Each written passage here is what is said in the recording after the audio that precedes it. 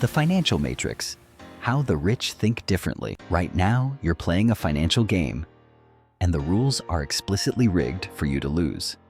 Not lose dramatically, just lose slowly, quietly, a little bit every single month for 40 years, until you wake up at 65 and realize the game was never designed to let you win in the first place. Here's the strange part. The people who win this game aren't smarter than you. They're not luckier. In most cases, they're not even working harder. What they have is a completely different rulebook, one that was never handed to you. They think about money, taxes, and time in ways that, once you see them, you can't unsee. So in the next 15 minutes, I'm going to hand you that rulebook. By the end, you'll know why your house might be the worst investment you own. You'll understand the tax loophole that lets a corporation eat first and pay last, while you do the opposite. And you'll see the 5 invisible habits quietly keeping smart, hardworking people broke. Let's get into it. Part 1.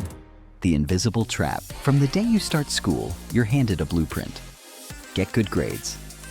Get a stable job. Buy a house, climb the ladder, follow the steps, and you'll be fine. That's the promise. But look at what actually happens when you follow it. You get a raise, and somehow your expenses rise to meet it. A bigger apartment, a nicer car, a few more subscriptions you forgot you signed up for.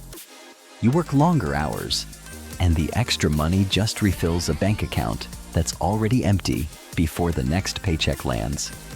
Here's what's really going on. Every year, you're trading roughly 2,000 hours of your life, your actual, finite, non-refundable life, for a paycheck that mostly goes toward maintaining the appearance of doing well for people who, if we're honest, barely notice and wouldn't help you anyway. This is the rat race, and it's not a metaphor. It's a description of a system that was never built to make you wealthy. It was built to keep you compliant, productive, and dependent. A reliable worker, a reliable taxpayer, a reliable consumer. And here's the part that should genuinely unsettle you. Working harder. Inside, this system will never be the thing that gets you out of it. A bigger paycheck just means a bigger version of the same trap. To actually break free, you don't need a better job. You need to reprogram how you think about employment, taxes, and capital, starting with the very first thing that separates the people who escape from the people who don't. Part 2. The 2 mindsets. Here's something that might surprise you. The gap between wealthy and poor isn't primarily a math gap. It's a language gap, and it comes down to 4 words. Picture someone showing the average person an opportunity, a property, a stake in a business, something that could pay off for years. And almost instantly, before any real thought happens, 4 words come out. I can't afford it. Those words feel responsible, honest even. But here's what's actually happening inside the brain at that moment. It hears, I can't afford it, and treats it as case closed. The door shuts. The analysis never starts. And the brain gets to relax because there's nothing left to think about. It's not honesty. It's an escape hatch, dressed up as humility. Now picture the wealthy person, shown that exact same opportunity. For them, I can't afford it isn't a phrase they're allowed to use. Instead, they ask one question. How can I afford this? Watch what that tiny shift does. It doesn't accept the limit. It attacks it. The moment your brain has to answer how, it has no choice but to switch on. It starts running numbers. It starts asking who you could call, what could be restructured, what nobody else has thought to try. One sentence shuts the brain down for good. One question forces it to work for the rest of your life. And that's the difference, repeated 10,000 times over 20 years, between someone whose time is their only asset and someone whose money goes out and works every hour of every day, whether they're awake or not. Part 3. Assets versus liabilities. Now that you've got the mindset, here's the one rule everything else is built on. And it's the one rule the middle class gets completely backwards. An asset puts money into your pocket. A liability takes money out of your pocket. That's the entire definition. Dividend stocks, rental income, royalties, a business that profits without you standing there. Assets, a mortgage, a car loan, credit card debt, liabilities. And now the uncomfortable part. Your house, the one thing you've been told your whole life is your biggest asset, is, by this definition, a liability. It doesn't pay you. Every single month, it takes from you. The mortgage, the taxes, the insurance, the repairs. If your income stopped tomorrow, your house wouldn't save you. It would be the first thing to bury you.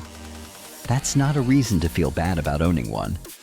It's a reason to stop counting on it. Here's the actual difference in approach.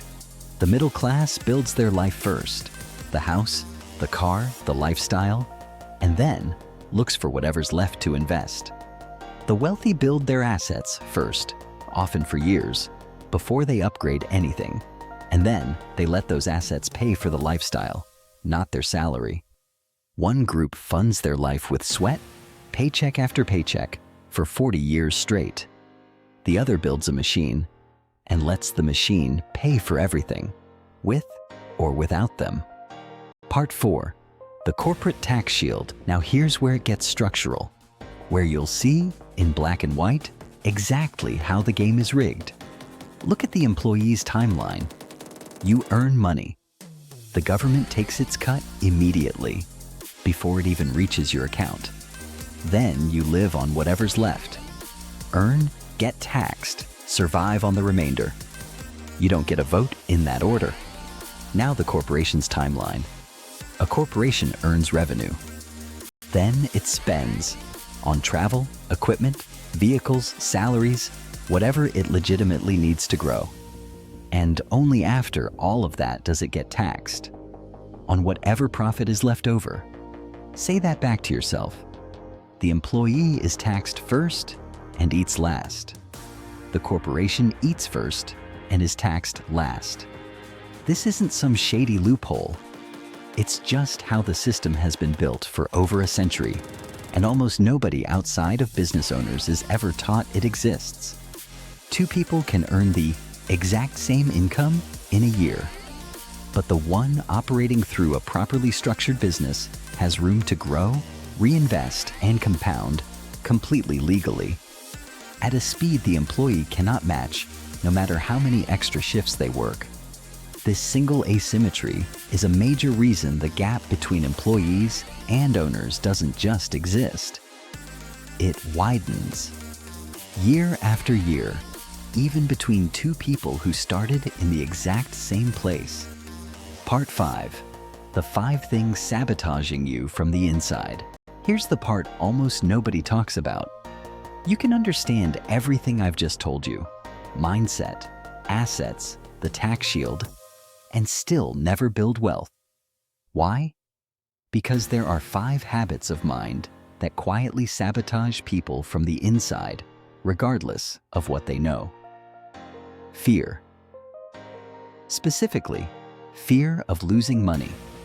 It makes people so cautious, they never take the steps that could actually grow their wealth. And in playing it safe, they guarantee they go nowhere.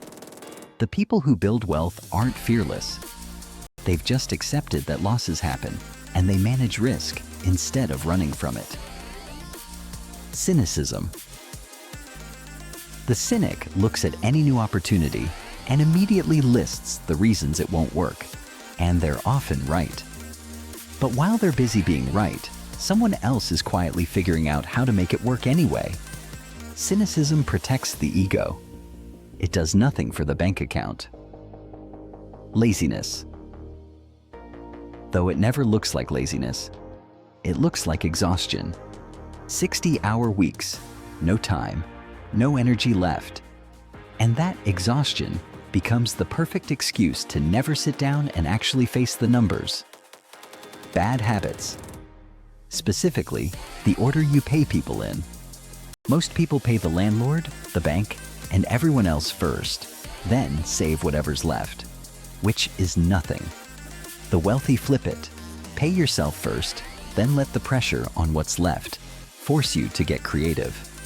And arrogance. Ego mixed with a gap in knowledge. When people don't understand something, instead of saying, "I don't understand this yet," they say, "That's a scam," or "That's not for people like me." It feels like confidence. It's actually a wall, one they built themselves, and one only they can take down. None of these 5 things require a single extra dollar to fix. They require you to be honest with yourself, starting today. Part 6. Work to learn, not to earn. So how do you actually start? One principle ties everything together. Work to learn, not to earn. When you're evaluating a job or opportunity, most people ask, "What does it pay?" Wrong first question. The better one is, "What will I walk away with? What skills? What systems? What relationships will I have for the rest of my life, regardless of who's paying me?" Real financial independence comes down to getting competent in 3 areas. Cash flow. Knowing exactly where money comes from and where it goes. Systems. Understanding how something can run well without you standing over it every hour. And people, the ability to lead and bring out the best in others. And above all 3, one skill ties it together: sales. The ability to communicate value of a product, an idea, yourself, to another human being. Master that, and you will never be poor. It's the one skill that survives every job loss, every market crash, every industry shift. Here's the good news. None of this requires you to quit your job tomorrow or burn anything down in some dramatic rebellion. What it requires is quieter than that and harder. Keep the job. But starting today, start directing your spare time and your spare dollars toward things that actually pay you. Even small, even slow. Because that's how the game actually changes.